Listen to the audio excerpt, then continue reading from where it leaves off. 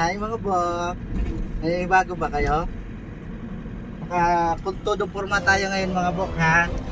So, eto na po ngayon yung mga bok kasi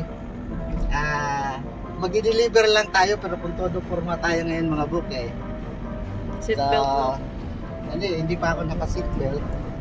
Ayan, pinakita ko lang naman, pinagmamalaki ko lang naman na ang isang farmer na kagaya ko, pwede rin pala maging kagalang-galang? Forma, oh. Kaya naman mga bok, buhay ng tao, sala sa init, sala sa lamig. So at this moment, we are going to one of LGU here in Leyte, mag-deliver tayo. So, as I have said, pinabalik-balikan ko talaga yan na full load po yung schedule namin this October. So, afterwards ng October, loaded na loaded pa rin yung itinerary namin for November. Itinerary. Itinerary.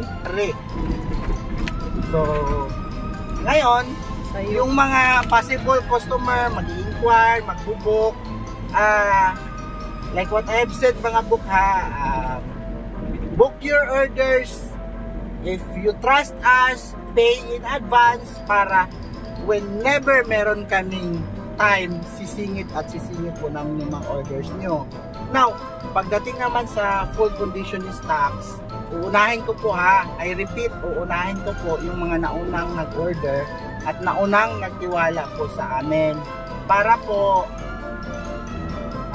kasi limited pa rin yung mga stocks natin. Marami tayong stocks pero under conditioning phase. So binabalik-balikan, pinapaliwanag ko po yan para wala pong gulo. Dahil eto yung kagalang-galang na to mga bok, yung kagalang-galang ngayon sa harapan ng camera, mukha lang po yung scammer.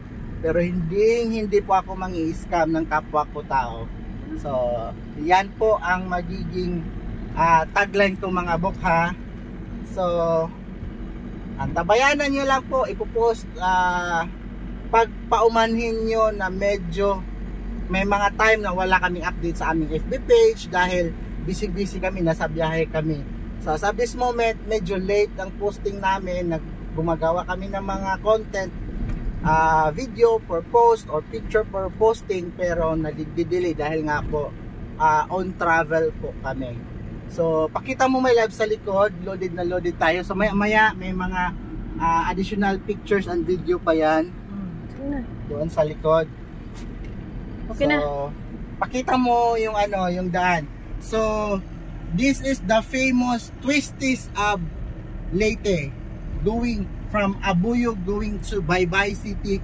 So Twisties po yung daan, ganito po siya ka sharp yung mga daan, sharp curve left, sharp curve right. So ayan kitang-kita nyo naman. Pero maganda na yung daan dito. 4 lanes na po yan, 4 lanes na po yan. Dati-rati, ito lang yung daan So ayan. Eto, pakita mo yan my loves. Yan po yung famous na tapunan ng mga hold-upper. Gosh.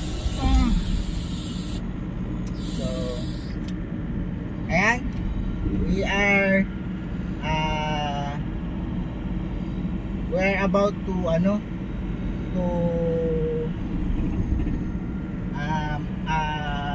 approach Mahaplag Leyte.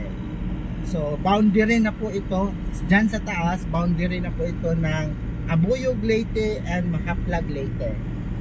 Ayan, sinasabi ko nga po na ito po yung daan dito sa aming lugar na sobra yung liko-liko o twisties.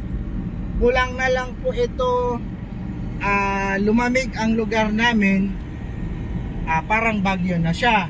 But anyway, may pagmamalaki rin naman kami dito. Yung tinatawag namin dito, meron kami ditong Sea of Clouds. Sea of Clouds. Meron din kami ditong Sea of Clouds. May pagmamalaki rin namin dito. Maya ipopost natin, tapos ikakat natin. Approaching tayo doon. So medyo malayo pa yun. In about 10 minutes yata andun tayo. So for now, ikakat lang natin yan mga buka. Yan. So paakyat po talaga, uphill po talaga ito dito. Uphill. So, kailangan biyahe, fully conditioned din yung sasakyan. Double check palagi, lalo na especially the brake para safe and secure yung biyahe natin.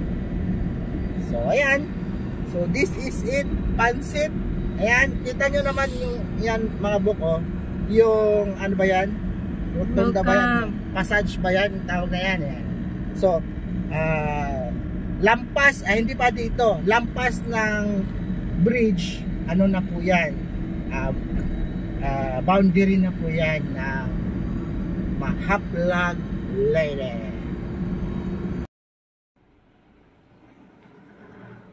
Okay, bawi there. Straight na. Okay. Bawi, straight. Lubag. Bawi. Na, sige. Okay, bawi pa, bawi. Okay ka na, straight. Straight na. Ayun na paglubag. Sige pa. Atras pa. Okay ra, straight. Wap, mana, wap.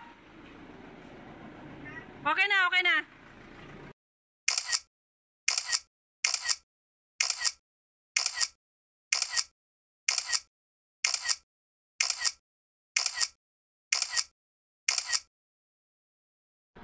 So, mag-unload tayo ngayon mga book. Mag-unload tayo ng order na isang LGU dito sa Leyte.